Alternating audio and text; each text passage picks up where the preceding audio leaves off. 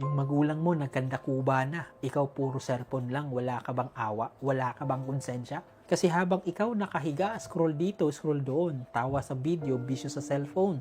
Yung magulang mo, pagod na. Masakit ang likod, puyat, stress, pero tuloy pa rin kasi binubuhay silang anak na walang pakialam. Hindi ka na kasi bata, pinili mo maging tamad. Hindi ka na inosente, may isip ka na, ayaw mo lang gamitin.